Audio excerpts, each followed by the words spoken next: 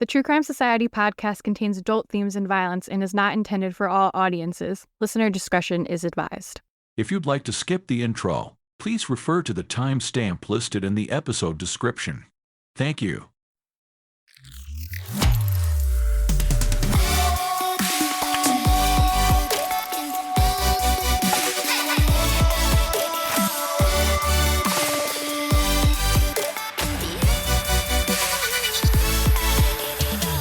What's up, guys? Welcome back to another episode of the True Crime Society podcast with Stephanie and Olivia. It is October 19th right now. We're going to be recording some Halloween theme type cases for this one because I think when this comes out, Halloween should be in a couple days or like just around the corner, a week away. So yeah, are your kiddos dressing up for Halloween or anything? So my little one is all organized. She's bought a Cookie Monster outfit, which is very cute. I don't know about my older one. She hasn't really spoken about it much, but we will have to get organized because there's not very long to go. Do they go like trick-or-treating? Yeah, so we will. Like, I think I've spoken about it in the past. There's not a whole lot of places that do it, but there are some kind of patches of areas that do, and we know this really good one. It's kind of like I don't know if you guys have the same thing there, but sometimes here they have housing estates, which are kind of it's not gated, but it's like like a development. Development, like a cluster of houses. HOA. So there's one of those near us. So we've been going there the last few years, and everyone gets really into it then. So I think we'll go there. It's a Tuesday, which is annoying. They usually have dancing and stuff on a Tuesday, but we'll just have to, I guess, forgo that because they'll obviously want to do trick or treating more. But yeah. I wish they did it like I know obviously it's always like October Saturday, 31, whatever, but like the last Friday in October or something, that'd be more fun. Yeah. I've never lived in a place where we've had trick-or-treaters. Like growing up, I lived on more of a dead end kind of road that people wouldn't go to. And I think I maybe talked about this before, but who knows? I'll say it again though. But my dad has always like wanted to like be the cool house with like all the trick-or-treaters that come. And we used to, when we were kids, me and my sister, with my parents, obviously we would put up like crazy Halloween decorations. Same for Christmas, but we would make these huge like Halloween displays, and we'd get like my dad's old clothes and we'd stuff them with hay and make like life-size like scary people, and stuff like that. Like we love decorating and doing all that, but no one would ever come on our road because it was just this like shitty dead end road. Even that's where we are now. Like the kids are like, it's so we hate living here. No one will ever come down here. I'm like, it's good. You don't want anyone. Yeah. Now that I'm older, I'm like, that's what I need.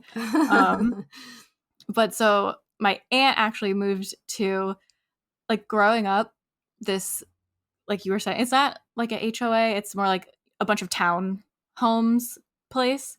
But growing up, this was like always the place you would want to go to for Halloween trick-or-treating because there's so many townhouses and they're all right next to each other, so you don't have to walk that far.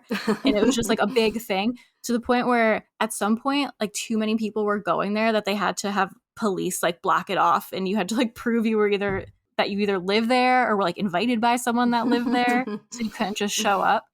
But so my aunt moved there recently over the last year, so my dad gets to live his dream because my parents will go over there and help them do like all the big like trick-or-treating. It's like a big party, basically, like everyone just outside, like having fun. So that's fun. I haven't gone yet, but maybe I'll try to go. Even where we live, the houses are so spread out around here that you actually have to drive between the houses.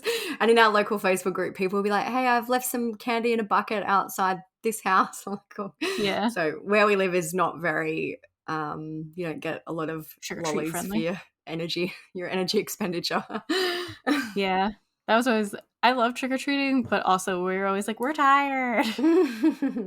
But yeah, right now, I said I live in an apartment in like a main area, so above a lot of like restaurants and shops and stuff. So I don't get trick-or-treaters, but they do like a little Halloween fair, and like all the shops will get candy for the kids, and there's like a little type of go to the shops and restaurants trick-or-treating type thing that they do, which is cute.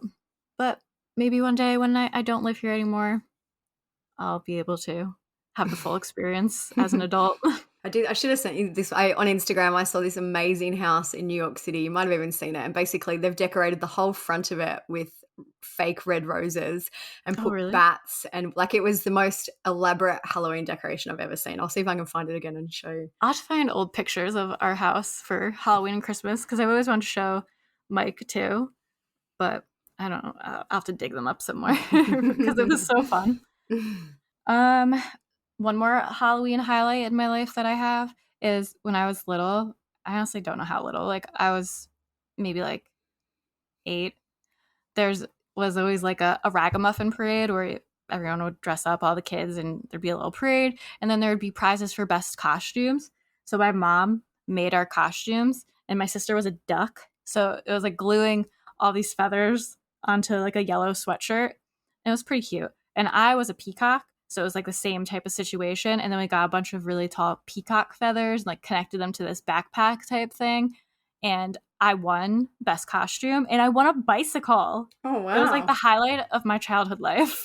That would be a great prize. Even I'd love a bicycle to win now. Yeah, it was so cool. My mom was very proud. Both our costumes were very cute. So maybe I'll see if I can find pictures of that too. Because it's funny to look at now because it was just like all feathers and I'm just standing there. But yeah, that's all I have for Halloween news. Did you ever win costume contests? No. I've won, like, I feel like when I was growing up, we did win bicycles at like a fair once, but I'm old now. My memory's a bit hazy. Nothing the most amazing thing I've ever won, which is often a tangent, when I was an adult, I won $3,000 in a raffle, and that was very Oh, exciting. nice. That's better than a bike. Yeah, that's true also. And it was funny because the kids were little at the time and they really wanted to leave this fair. I'm like, let's just wait and see the raffle. And then I was like, oh my God. Good thing. I've never won anything except for that, pretty much. Well, congrats on that. I saw there was another raffle for another cause recently, and I bought a whole book of tickets because the prize again was $3,000. I'm like, maybe I'm just meant to win that. Oh my That's God, drawn in November, so fingers crossed. Oh yeah, that's like me. Whenever the Mega Millions or Powerball gets really high, I usually don't play the lottery. But when they're like, "Oh my God, it's like over $1 billion," I'm like, "All right, fine," and I'll spend like $20 and get, what was it, like 10 tickets then? And I'm always like, "There's no way I'm gonna win," but I'm also like, I might win. Like I really kind of get my hopes up deep down, and usually I don't even have that many numbers that even match at all. So I think my luck has run out with the peacock costume. Got to manifest it. Oh, I try. Anyways, so this week was, well, this week that we're recording, it has been pretty big crime week. We were just saying how things have been quiet in the crime world, and then you got like Natalie Holloway news, you've got more Delphi stuff, there's Rex Huerman stuff, and everything is just like popping off. Yeah, in the last, like, since 24 hours. yesterday. Yeah, exactly. 24 hours. And so it's been a lot. We're gonna talk about what just happened with Delphi a little bit before we start. And then eventually we're gonna do a whole episode on Natalie Holloway because we figure it's a story that's like old enough now where a lot of people forgot the details, or like newer true crime enthusiasts might not know it as well. So Olivia has been working on the notes for that. Yeah, I'd forgotten how messy that case is. Like I was just saying to you before we recorded, it's like arrest, release, arrest, like they just were arrested and released so many times, and just so many different stories and lies. It's a Chaotic. It's a mess. Yeah, definitely. I forgot a lot about that one too. And then there was a little bit more that came out about Rex Huerman that was in the news. We just talked about that on Patreon a little bit, but obviously if there's any big updates, we will talk about those on here and all that. All right, so we're going to get into briefly what is going on with Delphi. It's not a long thing to talk about, but I think it's a pretty big thing. Yeah. It could be a long thing because there's a lot of like convoluted mess going on. But basically, there was a hearing in the Richard Allen Delphi murder case that was held today, time of recording today. Judge Fran Gull called the hearing to address other matters which have recently arisen after pictures of the crime scene were made public, allegedly via a leak from the defense team. So I don't know if you guys had seen that online, but apparently pictures of the crime scene got out, and I haven't seen them posted anywhere, but there's like YouTubers and people like that who are saying like they have them, other podcasts who are saying like they have them. I watched a TikTok today where the person actually posted 3 photos. I feel like they aren't the photos because from what I've heard, the Mhm. crime scene photos are apparently horrific. Like, I'm paraphrasing, but the people who have seen them have said basically it's some of the worst images to see. So what I saw today was just some clothing in a creek. I don't think maybe that is what these I photos did hear are. people saying that, but I think that one's been. Yeah.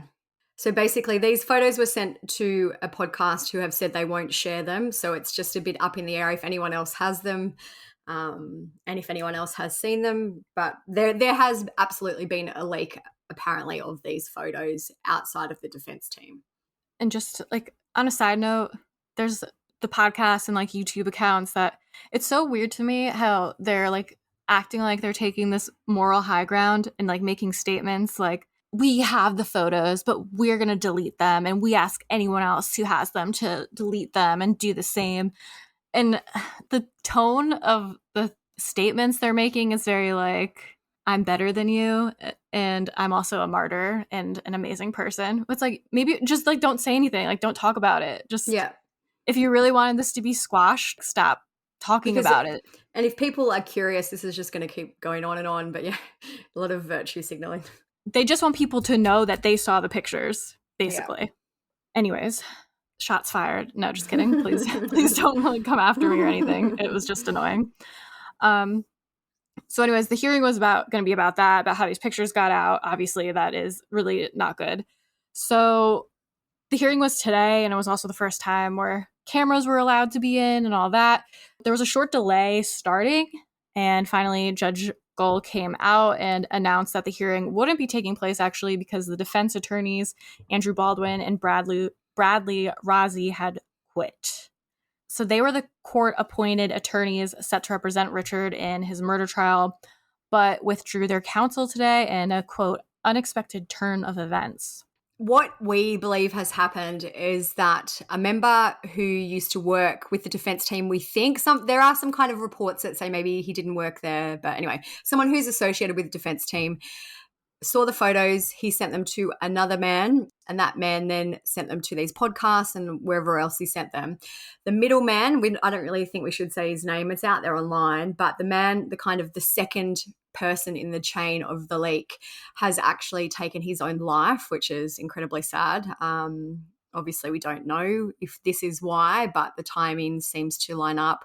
We have read that the FBI were apparently going to raid his house and look at his electronics and all that type of They stuff. had talked to him at this point, but Yeah. not totally investigated it yet. So there was kind of this chain that facilitated this leak, and the second person in the chain seems to have suicided, essentially. Yeah, so I think that's also one of the reasons why this kind of exploded Yeah. and got more The attention. person, and that all only happened this month in October. I believe the person's funeral was this week or will be this week. So it's all very, very new in terms of the series of events. Yeah. This is more like the technical part of what's been going on since the leak was revealed. It's a little confusing. So before Andrew Baldwin quit, another lawyer named David Hennessy came to his aid, and he put in a legal filing kind of in his defense saying that they should still be able to continue representing Richard despite the leak, basically saying like it wasn't like they didn't put the information out there, it was stolen from them, which you can argue obviously is still their fault. David Hennessy, he called the evidence leak a horrible tragedy created by persons not related to the defense of Mr. Allen. Mr. Allen has developed a strong and trusting bond with Mr. Baldwin. He said disqualification either of his court-appointed attorneys would greatly prejudice his right to counsel in a timely trial. David also said that Andrew, the attorney, was betrayed in that he kept all Delphi-related items locked in a room or locked in a fireproof cabinet. Following that, Judge Gull requested that Allen's former attorneys assist his new defense team and kind of help them get going with this case, and that all the evidence, in the meantime, all the evidence that the defense has now will get given back to the state in the meantime. So right now there's going to be another hearing on the 31st as of now. I believe his trial was meant to start in January, which obviously it probably won't now. Yeah, articles I read said there's probably no way it's going to start Yeah. in January 2024 now. The reason why before we were saying apparently it was someone who worked there, that was like how it was said when news of the leak first got out, that it was someone that used to work there, had access to the information as an employee, took pictures of it and like showed it to other people. But now in the stuff that's coming out now, the attorney, Mr. Hennessy, he is the one that's like kind of was trying to help the defense team. He's saying that it was apparently a friend of one of the defense attorneys that they let use the office space sometimes, and that he basically snuck around and found this information. That's all there is right now. If anything else comes out by the time this episode comes out, I'll put in a little clip, but it sounds like there was a lot going on behind the scenes for David Hennessy to release that statement. It sounds like obviously maybe the defense thought they were going to be disqualified at the hearing today, and then they just essentially quit before that could happen.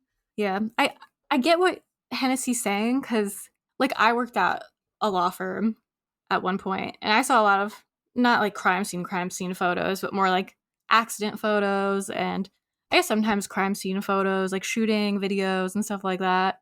If I took a picture of that and showed people, I wouldn't expect that to like derail the attorneys that I worked for's career, basically. Like, it just one shitty person, like, should they really be punished for it? They've put in so much work into this case. But then again, I also understand the other argument of they either trusted the wrong person to be too close to this information, didn't lock down the information well enough, didn't maybe get across the severity to these people. So I get how you can also say they basically facilitated this. I just get both sides. It just sucks all around, and it sucks that this person, really, we all need to be mad at the person that fucking did it. That person sucks, and they've basically derailed this entire case. There is now a suicide. The case is going to get further delayed. Libby and Abby's family, again, having to deal with more bullshit, more drama.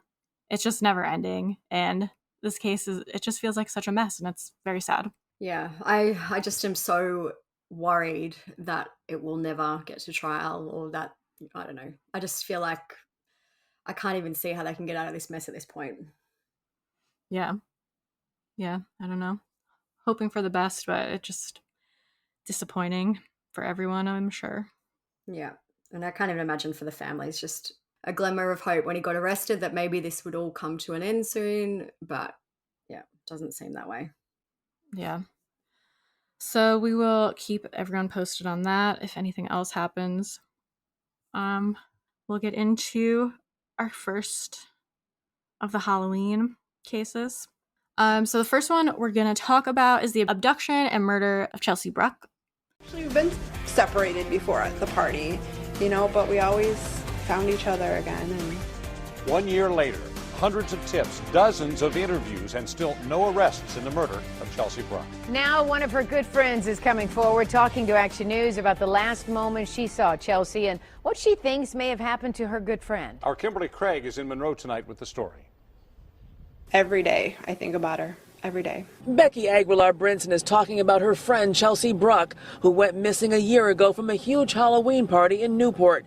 Becky says Chelsea was leery of strangers and wonders if someone may have conned the 22-year-old into getting into their car. She would not just go with anybody. She just felt weird around strangers, and unless she was actually drugged, like that's one of my theories, or like I said, somebody coaxed her into saying, I know this person or I know that person, and you'll be safe. You'll be safe with me. But Chelsea wasn't safe. In April, her body was found near some railroad tracks in Ash Township. Investigators have not released a cause of death, but her poison ivy costume was also found in April in Flat Rock at an abandoned industrial site. And they think Chelsea's killer is familiar with both locations. The Michigan State Police Crime Lab's analyzing some stuff for us. We're still waiting on that. That could be the missing piece of the puzzle.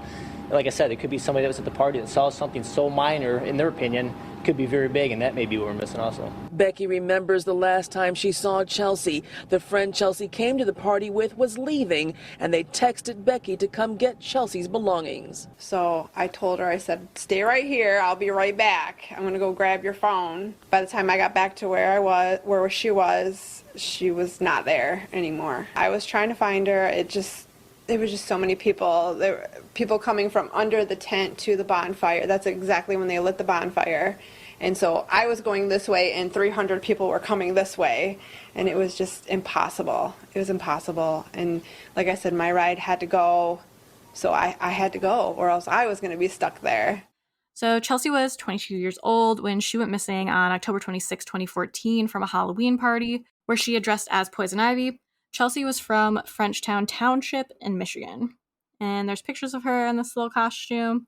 Looks maybe like a homemade costume, some leaves on like a leotard. She looks really happy. She has a big smile. And she's holding some alcohol, it seems. So Chelsea was born on January 28th, 1992. Her parents are Matthew and Leonda Bruck. She attended St. Patrick Elementary School in Monroe High School. She was the youngest of 5 children. She had 3 older sisters named Jennifer, Megan, and Cassandra, and 1 brother named Nathaniel.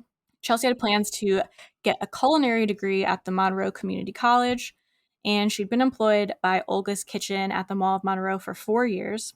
Her favorite pastimes included watching movies, especially musicals, listening to music. Her favorite band was Queen. She enjoyed playing video games, including Final Fantasy, and her favorite television show was Doctor Who. She enjoyed reading and baking and had a special love for her dog and cats. She was raised very close to her siblings and loved being part of the Bruck girls. Chelsea was described by friends as outgoing, optimistic, and a jokester who was always smiling. So on October 25th and 26th in 2014, there was a huge Halloween party held at Post and Williams Roads in Frenchtown Township, which is 35 miles south of Detroit. It's been said that between 600 to 1,000 people attended, and Chelsea was one of the attendees. And the party started at noon on October 25th. Sounds like a massive party. I feel like I've read it's something that this person kind of did every year. They had held this year huge party. I can't think of anything worse than having that many people on your property. But like it was kind of like a well-known thing that everyone in the town went to. Sounds fun, but also stressful.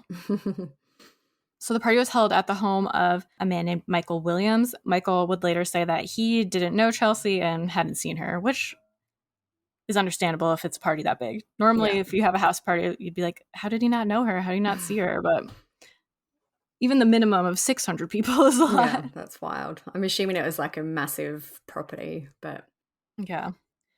Family and friends are still frantically searching for Chelsea Bruck. The 22-year-old vanished after leaving a party in Frenchtown Township early Sunday morning. Fox 2's Marielle Liu live right now with the latest on the investigation into Chelsea's disappearance. Marielle, what do we know? Monica, these search parties are actually very large, but you wouldn't know it. I've seen about half a dozen people go here into the cornfields behind me, but they disappear because they are so tall. There are also several volunteers here across the street. This is the site of that epic house party, the last place Chelsea was seen. Yeah, there's some guilt. That's why, I've been doing everything I can to cooperate with everybody. I'm extremely sorry. I've been posting about it on Facebook. I've been trying to make an awareness about it. Hope to God that they find her. The guilt is eating away at Michael Williams. He says he had nothing to do with the disappearance of 22-year-old Chelsea Bruck, but he did throw that epic party where she was last seen. Now he says it got out of hand. I knew I was going to have a lot of people here, but I didn't anticipate the amount of people that showed up. I ended up shutting the party down, turning people away. Police believe Chelsea and her friends were among 600 people at Michael's Halloween bash Saturday night. She wore a Poison Ivy costume with black fitted pants, a leaf-covered top, and a long purple wig. During the party, Chelsea was separated from her friends. I tried to talk to the mother. She didn't really want to talk to me. I think she's kind of upset with me in a way, which I understand. Michael says he never actually saw Chelsea at the party that night, but says she has been to several of his parties with friends and family in the past. Police have searched Michael's property, checking the fields and wooded areas near his Monroe County house. Chelsea's friends and family have now joined in the search as well, passing out flyers and raising awareness with vigils. Police and search crews certainly have their work cut out for them. Most of Newport, Michigan, where Chelsea went missing, and maybe Michigan, where she actually lives, look a lot like this. Miles and miles of cornstalk taller than me, as far as the eye can see. So Chelsea went to the party with a friend named Rebecca Brinson, and she took a bottle of wine with her and labeled it poison. So that was the bottle that she was holding in the picture. We believe that Chelsea left her cell phone in Rebecca's car, so she didn't have it at the time she vanished. There's varying reports about how much Chelsea drank that night. Some people were saying that she drank a lot, and others were saying she hardly drank anything. The photo that with the alcohol, like the wine, it looks like a big, like, I don't know, is that like a gallon? Like a jug. It looks yeah, it's like a big glass jug. Yeah. So in the photo, it's probably a quarter gone. You know, obviously we don't know how much she drank the rest of the time, but just as kind of to point that out. I assume if you're at this big, massive Halloween party that starts at noon, like that starts at noon, you'd probably be drinking a bit, but who knows? Maybe she didn't feel like it, but who's to say? At one point, Chelsea walked into a pole and injured her nose. Her friend Penny Renee Watkins would later talk about this incident. She said that Chelsea was distracted during the evening and injured herself walking. She said Chelsea struck the bridge of her nose when she walked into a wooden structure. The friend said she gave Chelsea a few sips of vodka after she hit her nose and some prior to the injury. So it seems like if you're walking into poles and stuff and being fed vodka by your friend post-injury, that you're probably drinking a bit. The party started to wind up around 2:30. Do you mean like end? Yeah, like wind up. Yeah. Okay, because we don't like say it that way. Don't you? Like wind up. Like, when you wind something out, like wind it up, that means like finish. Yeah. We say wind down. Oh. That's what I was like, does she mean like rev up? Like, it was like So the party started to wind down around 2:30 or 3 a.m. on October 26th. I just Googled it. It is British. It says arrange the affairs of and dissolve. So basically it means, start shutting shit down. It's funny because we would say literally the opposite, like, oh, we're all winding down. Like we do use wind down as well. Like I say to the kids, it's time to wind down, but also, I've never really thought about it. Also, it's time to wind up.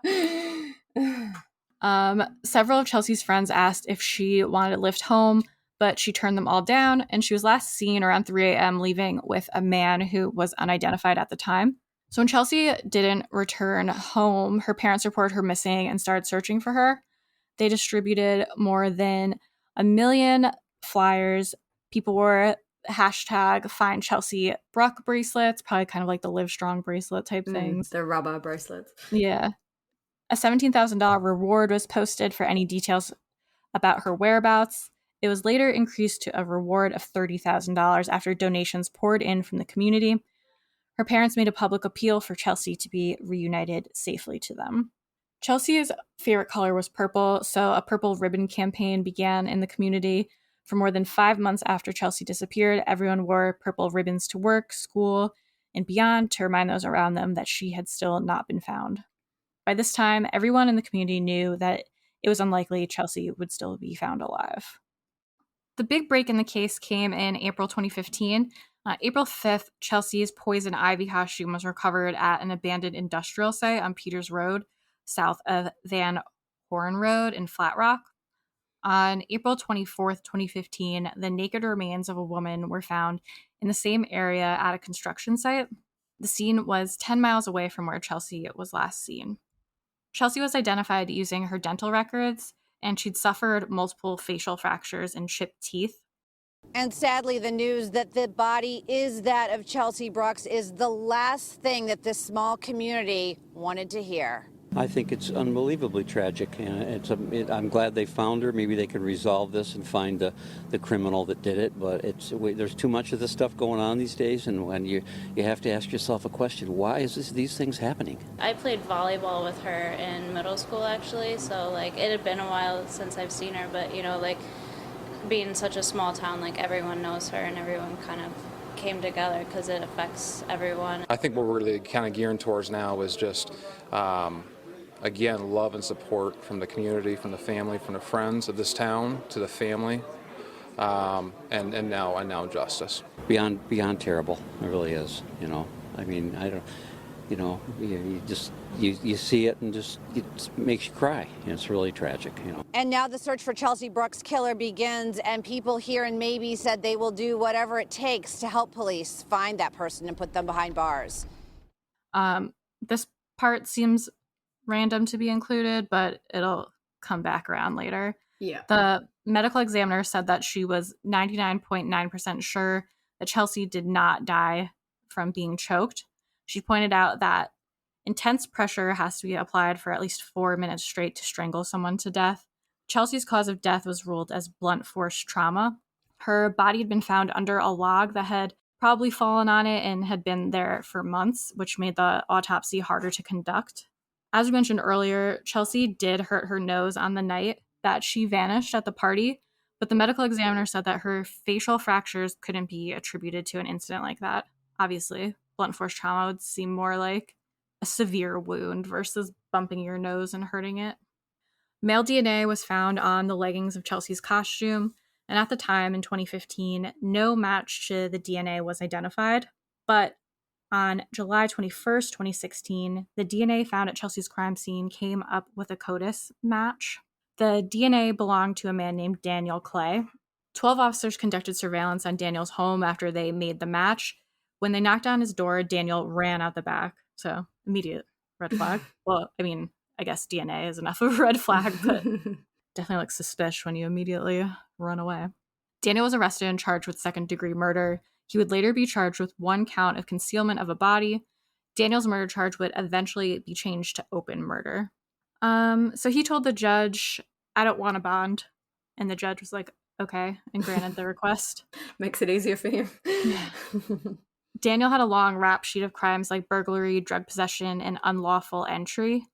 After he was arrested, he left 2 voicemails to his ex-girlfriend, who is the mother of his son. Her name is Jessica, confessing to the murder, saying that he, quote, fucked up big time and, quote, was going to be gone for a really long time.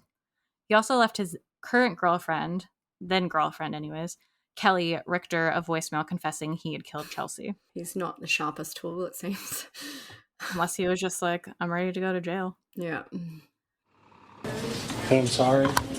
Daniel Clay apologizing for what he's accused of exclusively to Action News cameras after his arraignment on second-degree murder charges. The 27-year-old Newport man is accused of killing Chelsea Bruck. In court today, he told the judge he didn't want bond, apparently preferring a jail cell. The judge agreed. Clay, who has 10 previous arrests on his record, reportedly told his current girlfriend in a confession from jail he picked up the 22-year-old Bruck after a Halloween party and rough sex turned deadly. Prosecutors will soon lay out their version of events. No evidence before us, nor any reason to believe that the murder was premeditated. We'll let justice prevail. Action News also learning today from sources the suspect had some of Bruck's items in his home. In court, Bruck's immediate family sat in the front row just feet from Clay.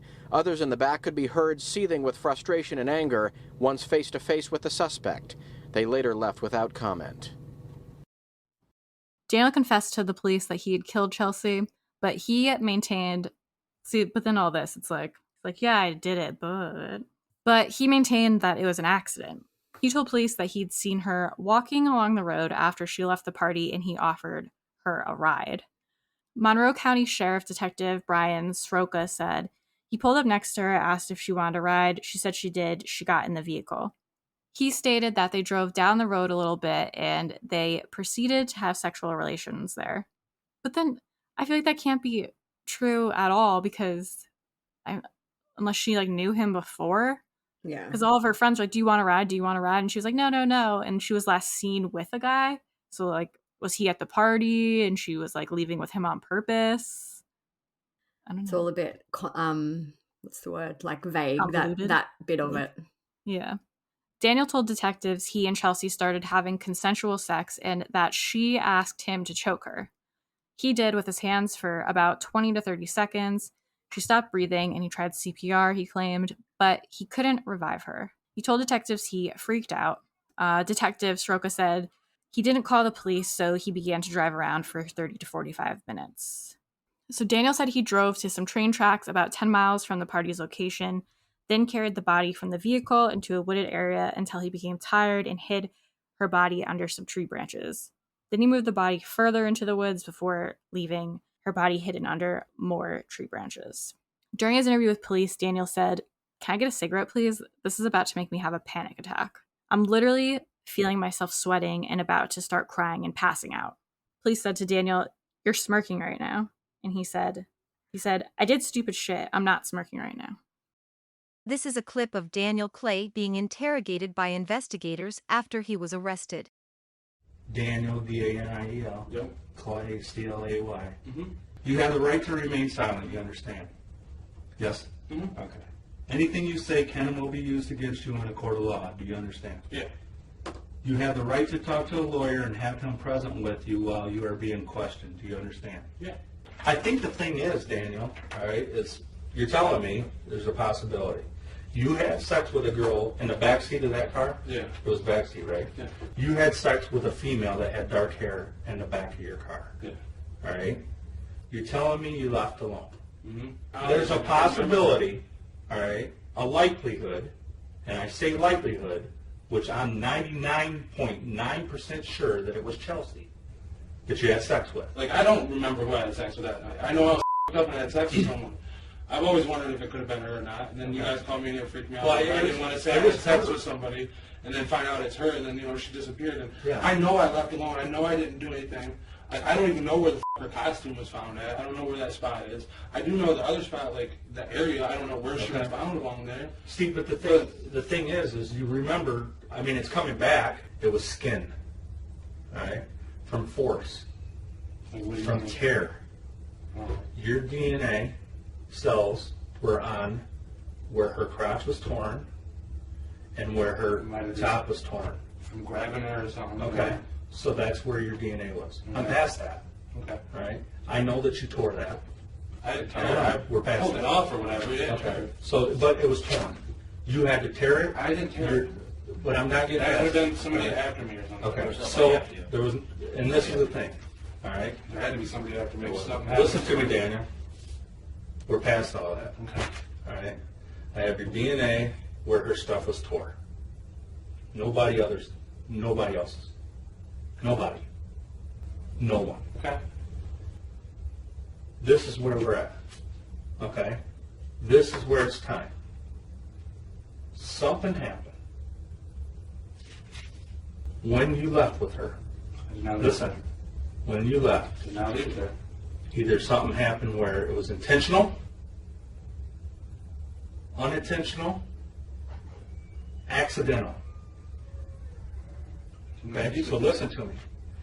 Now is the time for you to tell us what happened, because are you that monster murderer? It wasn't. Did you intentionally? No, I did not intentionally hurt her. Okay, then we need to know what happened. Okay, there's a We big had sex, difference. and she did get freaky. Okay. And we sat there, and then she's like, "All right, well, let's go," because we had sex there. Then we left. Okay. And had sex somewhere else. Where's somewhere I else? don't. We were driving. It wasn't Briar Road. We were just driving around. Okay. Having sex because she did like leave, and I seen her as I was pulling out. She's like, I'm about to walk. I'm so tired of this. I'm like, stop in and we'll go. Okay. She's like, okay.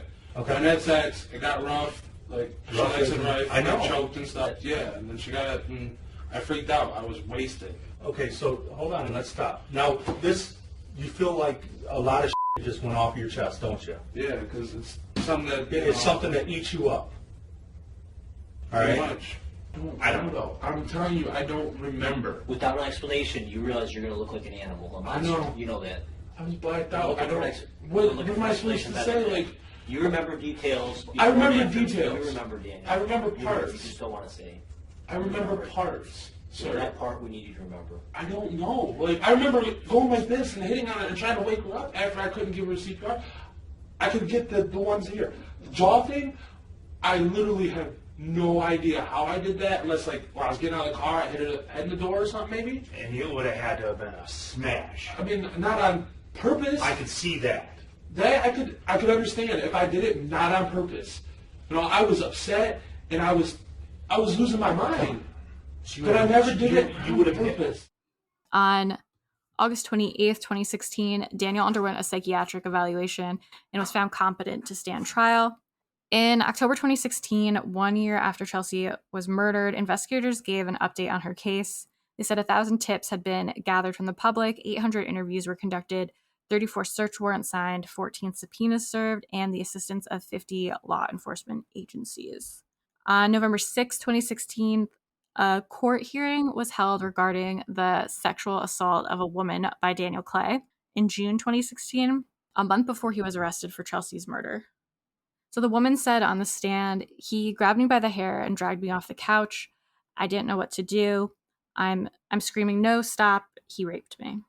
He's charged with Chelsea Bruck's murder, but tonight Daniel Clay has a whole host of new legal problems. Late this morning, Clay was charged with home invasion and first-degree criminal sexual conduct related to a completely separate case. Let's bring in Priya Mann, who joins us live to tell us more. Priya?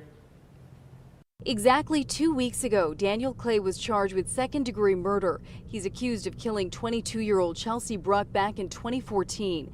In May of this year, DNA collected from an unrelated felony arrest linked Clay to Bruck's murder. In June, 1 month after that felony arrest, a Monroe woman was raped inside her apartment. Today, Monroe County prosecutors charged Clay with that assault. It's alleged on June 9th, Clay forced his way into an apartment and raped a woman in the city of Monroe. Clay was not a suspect in the alleged home invasion and rape when he was charged with Bruck's murder. In 2014, the Maybe woman disappeared from a Halloween party in Frenchtown Township. In April 2015, investigators found her poison ivy costume in Flat Rock. 2 weeks later, Bruck's body was found in Ash Township, about 12 miles from where she was last seen. Police got a huge break in the case 1 year later. In May, Clay was arrested for allegedly stealing a backpack containing $700 worth of tattoo equipment. New laws allowed police to collect DNA at the time of the arrest. It's alleged Clay's DNA matched evidence found on Chelsea Bruck's costume. Police do not believe the latest charges are connected to the Bruck investigation. On April 12, 2017, Daniel testified during a hearing that he was under duress when interviewed by detectives. He said, "I was really stressed out. I was scared." Judge Roy ruled that the recording of Daniel's interview will be allowed as evidence in his trial regardless, and jury selection started on May 8th, 2017. The trial ran for 10 days, and the prosecution said 3 things showed that Chelsea's death was not an accident: the blunt force trauma to her face, blood on the inside of her costume, and the torn straps and crotch of her costume. We learned during the trial that Chelsea's tights had been ripped open along the seams and that the straps of her top had been ripped, which doesn't really match up with Daniel's story of them having consensual sex. As mentioned earlier, Chelsea died from blunt force trauma and not asphyxiation as claimed by Daniel. And if you remember earlier too, the medical examiner said that Chelsea would have had to be strangled for 4 minutes, whereas he said, I think he did it for 30 to 35 seconds. Yeah. So basically, even if she did die from asphyxiation, his story still, which she didn't, but his story still wouldn't have matched up with the cause of death. Yeah. Daniel told the court that he had cried after Chelsea died and that he felt guilty about what happened. On May 16, 2017, Daniel was found guilty of concealing a death and felony murder. On July 13th, he was sentenced as Chelsea's family looked on, pictures of Chelsea scattered about them on easels, as they spoke about how a beautiful life had been cut short and the impact her murder had on those who loved her. Chelsea's mother, Leandra, told the court about how she'd forgiven Daniel. She also gave him a Bible. Daniel said in response, "I thank you for that Bible, and I will keep it as long as I'm able to. I'm sorry for everything." The judge gave his thoughts on Daniel. The judge said, "I spent 10 days in trial with Mr. Clay and listened to countless hours of him changing his story every time the detectives questioned him or brought up something new. It was very clear to me, Mr. Clay, you are a liar, a rapist, and a killer." The judge sentenced Daniel to life without parole for felony murder. He was given an additional concurrent 5-year sentence for concealing the death of an individual. Daniel appealed the murder conviction, and his appeal was denied in January 2019. The latter sentence was discharged in July 2021 as time served. In regard to the home invasion and sexual assault case that was separate to Chelsea's murder, Daniel was charged with first-degree home invasion and first-degree criminal sexual conduct. And on April 29th, 2019, Daniel received an additional sentence of 39 months in prison for that crime. He's serving his sentences at Kinross Correctional Facility in Michigan. So that one seems like Daniel was an all-around shit person, living a shit life, treating people horribly. So hope he rots in jail. I feel like Chelsea's case is a reminder that really just one bad decision, obviously you should be able to assume that someone who offers you a lift will get you home safely, but it's not always like that. So, if she just had accepted the lift from her friends, I'm sure that is something that they regret to this day I would if it was me. But, you know, I guess it's just a very, very sad set of circumstances that led to her death. So the second case we're going to discuss today is a missing person who went missing in 2001, Cindy Song. As of recording at the end of October 2023, she's still missing. Cindy was 21 when she went missing from a Halloween party on the early hours of November 1, 2001. So literally this is a real Halloween case because it happened Halloween night, kind of into the next morning. Mm-hmm. Cindy was born and raised in South Korea. She moved to the US in 1995 and she lived with her relatives in Springfield, Virginia, near Alexandria.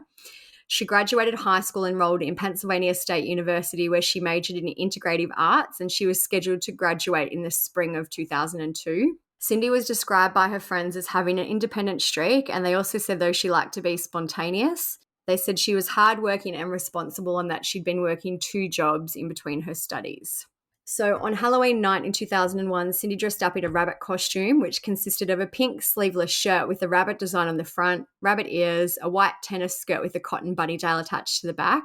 There's actually photos of her at the party on that night. Her friend Liske Kim said she had bought bunny ears and a tail, and it was a very cute outfit. It wasn't like a sexy outfit. That was her thing, to look cute. She liked to look cute. So it does look very cute. It's kind of just like... It's like a homemade-esque outfit, not like like it's not very elaborate. She purchased at a store. Just like a cute outfit with bunny ears and a tail. So Lisa and Cindy, along with another friend, Stacy, went to a Halloween party at Players Nightclub in the 100 block of West College Avenue. They ended up leaving the venue at around 2 a.m. and they went to a friend's apartment where they stayed until 4 a.m. I've read they were playing video games and just, I guess, hanging out. Mm. I believe Stacy was driving that night and she dropped Cindy off outside her residence at the State College Park Apartments in the 300 block of West Clinton Avenue at around 4 a.m. She said that Cindy had been drinking that evening and was mildly intoxicated when taken to her apartment.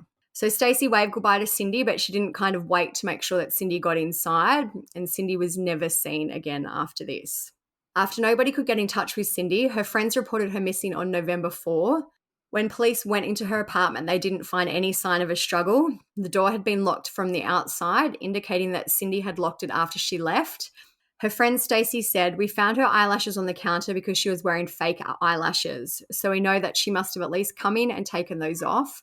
And her backpack was in the room which she was carrying earlier. So we know that she came in and dropped it off." So essentially that means she went in, took her stuff off, and then left again and locked the door behind her. Mm-hmm. Cindy's cell phone was still in the bag that was found in her apartment. Her friends thought this was strange because they said she never went anywhere without it.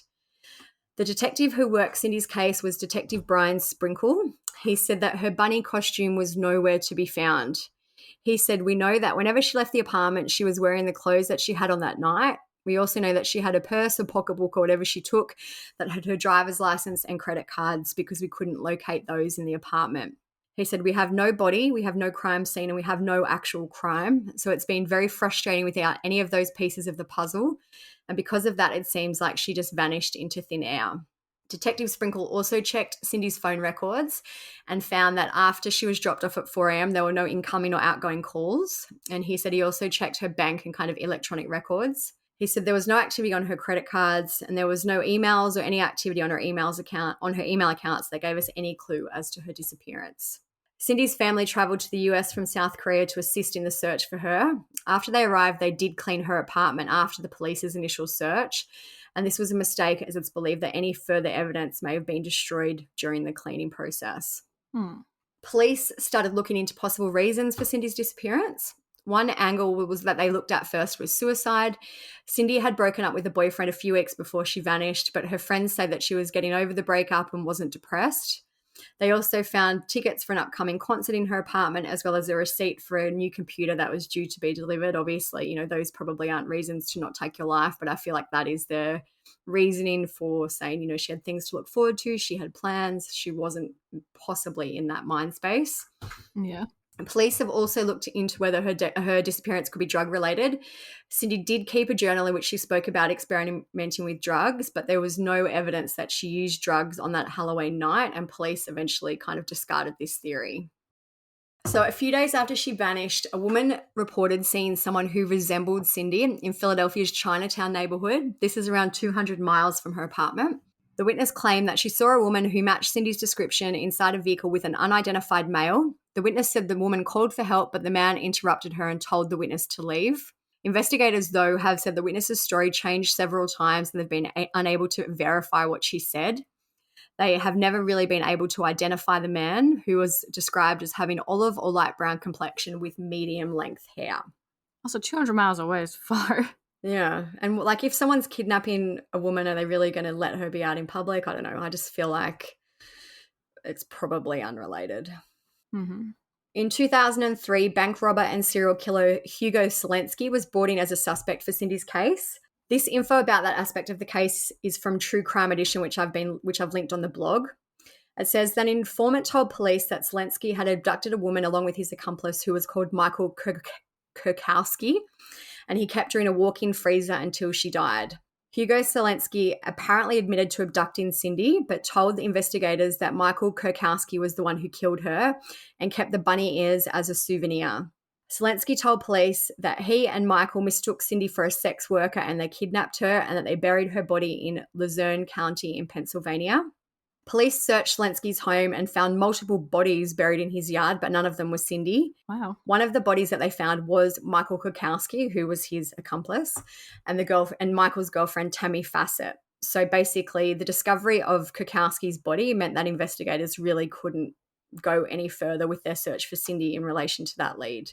So Hugo was acquitted of the murder charges against him, but he was convicted of 2 counts of abuse of a corpse in March 2006. In 2013, with the assistance from the FBI, authorities obtained DNA from Cindy's biological parents, and those samples are now in databases, so they can be matched with any unidentified remains or Jane Does or anything like that. So October 31st this year, 2023, marks 22 years since Cindy vanished. Ferguson Township Police Chief Diane Conrad said, "These cases are never closed. If anything new comes along technologically, or if we get any new tips or any other information that comes to us that we think would tie into that case, we would go ahead and look at it. It's not closed." So at the time she vanished, Cindy had long black hair and brown eyes. She was last seen wearing a white tennis skirt, pink t-shirt with a bunny logo, brown knee-high boots, and a red hooded parka. She had pierced ears and a pierced navel. Did they find the bunny ears and tail at the house? Or No. Not that I've ever seen. It seems like she literally just walked in, because as a girl, when you wear fake eyelashes, you by the end of the day you can't wait to rip them off. So it's not weird she took those off, if anyone is wondering. No, I agree. That seems like something immediately happened. And even I've read some comments that, there was a store nearby, so maybe she went out to the store. I do feel like she was abducted, or something along those lines happened to her. I don't think she left voluntarily. I don't think she took her life. I feel like she was abducted. I just don't know if the Selensky story is credible. It sounds like it maybe could be, but you think that they would have some more evidence if it was. Yeah, and would they have, I don't know, I just feel like there was someone at her house or something, either outside or inside, but they said there's no struggle. I don't know. So I feel like she maybe left the house for a reason. Maybe she did go meet someone and something happened to her there. Mm-hmm. Maybe she did go to the store and she was abducted then. Mystery. So it is like, that is a real mystery. I guess back then there was not as much CCTV, 2001, much less of kind of an electronic trail to track. But still 2001, it's not like totally, well, I don't know. I guess it's longer ago than it really seems. The police have said they have 21 folders of information in her case. So, I guess it's now a very, very cold case. It would have to be, and remains were found, you would think would be the only way they're going to probably get closure on it. Yeah. We were talking about it with our last episode too. I think cases like mysterious disappearances like this one and the ones we talked about last episode, they're so interesting, but also I'm just like, it kills me to not know what happened. Yeah. Even just as a mother, I can't even imagine not knowing, it would be worse, obviously, than knowing. I guess there's always a little bit of hope that maybe they are alive and maybe she did leave, but I just can't even imagine the not knowing how horrific that would be. And with her, it's like there's really nothing, kind of similar to, well, even with like Prisma, there was more. Like she was on camera, you kind of knew what she was up to. But with Cindy, it's like all we know is she got home. But then what? Yeah, then like why was she got, like, I guess, she could have just been hungry and going to get a snack at 4 a.m. Like, there would only be a few reasons that you think she would have left the apartment. One, to go and meet someone. Two, probably to go and get something to eat or drink. Mm-hmm. That would be mainly it at 4 a.m. What else would you be doing? Yeah. Or if someone was like waiting around for her at the house, outside or inside, or lured her out maybe. All right, so the last case we're going to discuss today is the Liske family murders. The sheriff says all the evidence points to the fact that the murders happened this morning, but the bodies weren't discovered for hours. It was around 2 o'clock this afternoon when a family member came to this house on State Route 2 in the middle of the Bono Curve, as he usually does. Today, he dropped by to use the computer, but after a while, he realized even though there were cars in the driveway, the house was eerily quiet. When he looked around, he found the bodies of 53-year-old William Liske and 46-year-old Sue Liske downstairs, and the body of 23-year-old Derek Liske upstairs.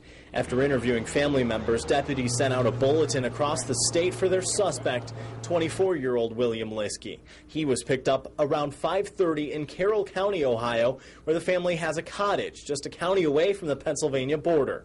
As I understand it, he moved around an awful lot. This is where he would come periodically because of his parents. That we have some places in Oregon, Sandusky, things of that nature where he jumped around a little bit. The younger Liske is William's son, Sue's stepson, and Derek's stepbrother. Another one of Sue's sons discovered the bodies. The sheriff says deputies have been called out to this house before. He couldn't say what those calls were about. Tonight, there will be more search warrants and a lot of piecing things together. Sheriff's deputies in the Ohio Bureau of Criminal Identification and Investigation detectives will process the scene all night to figure out what led to Ottawa County's second homicide case in the past decade. I've been here 19 years. Okay, I've never had a triple murder. 16-year-old Devin Griffin arrived back to his home in Martin, Ohio on Halloween, October 31st, 2010. His parents were divorced and he'd been spending some time at his father's house. So this house that he returned home to was his mother's house where she lived with his stepfather. Mm-hmm. He played some video games when he got a call from his aunt. The aunt was concerned that she hadn't been able to get in touch with Devin's mother, Susan, or his stepfather, Bill. And then Devin kind of then started looking in the rooms for the rest of his family. He thought he'd been the victim of a Halloween prank. He found the bodies of his mother, Susan, his stepfather, Bill, or William or Bill, and his brother, Derek, in the house. Susan and Bill were found in their bedroom and Derek was in his bedroom. He soon realised that this was absolutely not a prank and he ran from the house. He called his aunt and then she called 911. Mark Mulligan, who's the prosecutor for Ottawa County, told Oxygen, "This was the most disturbing murder scene I'd seen over the course of my career. I can still see it to this day." So police started piecing together the last movements of the family to kind of find out what happened to them. Bill had an adult son also called William, who was known as BJ. So there's a lot of Bills, Williams, but anyway, BJ, when we refer to him, that's William, Bill's son. So we'll just call him BJ to differentiate. They had spent the day before the murders hunting together. That night, Susan and Bill had to get together with a neighbour and that ended around midnight. As for some background into the victims, Susan worked as an office manager for a carpenter apprentice and training committee. She loved gardening, hunting and camping. Her friends have said that she had a very big heart and she was described as a loving mother, sister, aunt and friend. Bill had been in the Air Force and he was retired and he loved outdoor activities. His family and friends say that he was an amazing friend and a loving father and husband. Derek had a black belt in karate and he liked going out on the lake to spend time on his boat. A friend said of Derek that she would miss their dumb inside jokes, midnight Wendy's runs, and his ability to make her day and be there for her. So Derek was due on Halloween morning to go and do some work for Susan's sister-in-law, Laurie Morse. And when Derek didn't show up to do the work, Laurie started calling them. The calls to Derek and Susan went unanswered, and that's when she reached out to Devin to kind of try and find out what was going on. Devin has said that when he went into Susan and Bill's bedroom, he initially thought that maybe they were in bed sick. He approached his mother's side of the bed, tapped her leg, and began speaking to her in the hopes of waking her up. And that's when he noticed that her pillow was saturated in blood. Officials said it looked like Bill had been shot 4 to 5 times. Susan was shot 3 times with a defensive wound to her hand. and some reports do say that Susan had been sexually assaulted. So blood spatter covered the walls. Derek is said to have had blunt force trauma wound to his head, and that this wound was caused by a hammer. Police have said that their theory about why 2 different murder weapons were used, it was the hammer and the gun. They believe that Derek was killed first and that the killer used the hammer so there would have been no gunshots and therefore Bill and Susan wouldn't have woken up. Mm. No shell casings were found at the scene. That means whoever killed them took the time to pick up the evidence, and there was no signs of forced entry or a robbery or a struggle or anything like that. A neighbour told police that she maybe heard banging at around 6:30 on Halloween morning, which police believe were likely the gunshots. Devon was cleared by police very quickly. He said that when he got back to the house after being at his father's, BJ, the son, was loading something into Bill's truck. Devon said that BJ seemed surprisingly upbeat and talkative when he was, quote, usually slow and gloomy, and generally he didn't really want much to do with Devon, so he thought that this behaviour was out of the ordinary. Police started to try to find BJ. Susan and BJ had had a relationship that was known to be strained and had been physically violent at times. Detectives said BJ and Susan had some altercations. She was accosted by him on several occasions, and they did not get along whatsoever. According to Oxygen, BJ was described as a troubled person who was dealing with some severe mental illness. He had a history of turning combative and violent, and drinking alcohol could exacerbate these behaviours for him. BJ's behaviour had been so volatile that Susan and Bill said he wasn't allowed to live in the house with them. So BJ is not actually related to Susan, right? No, his, BJ, Susan's stepson is BJ. Okay. So not blood related. Right. Laurie Morse, who's the aunt we mentioned before, said they've had lots of trouble with him with the law, and he's threatened Susie before. There's been all kinds of trouble. So the Blade newspaper in Toledo reported that in 2004, BJ was charged with assault and robbery, and he was also said to have hit Susan with a coffee cup and took her car keys. A plea of not guilty by reason of insanity was filed at that time, but the state later dropped the charges. Police tracked down BJ at a family hunting cabin in Carroll County. The cabin and the surrounding property was searched for possible murder weapons. Deputy Mike Balash said, "We know we're looking for at least one blunt force object. We believed at the time it was a hammer, and then we're looking for a small caliber gun." So police found a rifle and blood in the white truck, and they found a bloody hammer that had been stashed in a cupboard in the Liske home. BJ was charged with murder. Evidence that they found, basically they found DNA on him from his father, stepmother, and stepbrother. That DNA was on his clothing. BJ's biological mother had a phone conversation with him in jail, and she said, "BJ, how could you?" And he said, "I wasn't in my right mind." And then all of a sudden he said, "Mum, I can't talk about this anymore." After that phone call with his mother, BJ changed his plea to guilty. He received 3 life sentences without parole. He did apologize for the murders at his sentencing, and he said he blamed mental illness and Satan for his actions. So on March 31st, 2015, BJ took his life in his jail cell from a self-inflicted wound. So that is a crazy case. I feel like because it's a little bit older, there's not a whole lot of information out there about it. But imagine being Devon and walking into the house and going to play video games and then realizing that your whole family is basically dead in their beds. Yeah. It's just like a movie. It cannot be real, but it is. I would like to know more about what actually happened. I know he's saying he wasn't in his right mind, but what happened?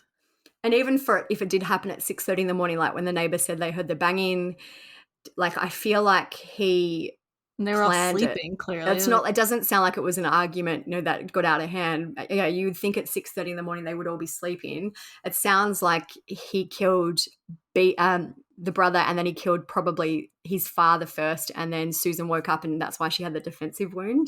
I guess there is also less information because he did kill himself. Yeah. Well, he pled guilty too, so it's not like there was a no trial to get into all the details. Then I was also going to say I'm surprised they didn't try to go the mental illness route more, at least look into that more. But I guess he just pled guilty. So that was it. So just as kind of some interesting stats that we found around a Halloween crime, there are, on Halloween night, 40% of car accident fatalities are due to drinking and driving, which isn't really surprising, I don't think, based on Halloween parties and things that would be happening that night. Mm-hmm. Property crime is the most common crime committed on Halloween, with 60% of property crimes involving theft. Again, I guess that's pretty explainable because people are out and about and not at home. And, their houses are obviously empty, so maybe that could be explained. I was going to ask, but you probably don't because you guys don't even really celebrate Halloween. But here, at least I feel like it's not really a thing anymore. But back in the day, the night before Halloween is mischief night. And that's when kids are supposed to go out and like throw toilet paper on Egg trees houses and and like egg stuff. houses and stuff. So I don't know why that's a thing. I feel like it's always been talked about. And sometimes I would see toilet papered trees and stuff. I feel like that's where the property crime maybe like stems from, and just more people being outside walking around. I did find an interesting stat from a Northeastern University professor that he claims that violent crimes increase by as much as 50% on Halloween. That's interesting. I guess, again, alcohol, people going crazy, like wild. I mean, not crazy, but people going wild, there would be rambunctious. Yeah, rowdy. So that is it, I think, for those 3 cases, 3 very different cases, but interesting timings for them to have happened. Yeah, it is crazy. And from those stats, I hope that everyone has a safe Halloween and doesn't get into any trouble. And everyone looks out for each other and is nice to each other and just like has a fun time for Halloween. So everything for these cases will be on our blog if you want to read more about them at truecrimesocietyblog.com. Follow us on Instagram, where we are always posting about all the current updates and everything going on. We're at True Crime Society there. And if you want to follow our personal accounts, mine is StephSum_. Olivia's is TCS Olivia. And you can check us out on Patreon. We do ad-free episodes, earlier release of these episodes, and then we also do a weekly bonus episode. Plus we have the Patreon community, which is just like private to do posts and stuff, and we have some fun group chats there. One is a casual group chat where we've all been sharing pictures of our pets, and then we have a specifically crime group chat to talk about whatever's going on in the world at the time. So check us out there. Yeah. And as always, follow, subscribe, do all those things on whatever platform you listen on.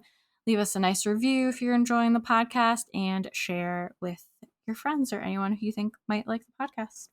That is it. Like I said, stay safe, especially for Halloween. Hope everyone has a fun time. If you have any good costumes, send us a pic. I'd love to see Halloween costumes. Or decorations we want to see.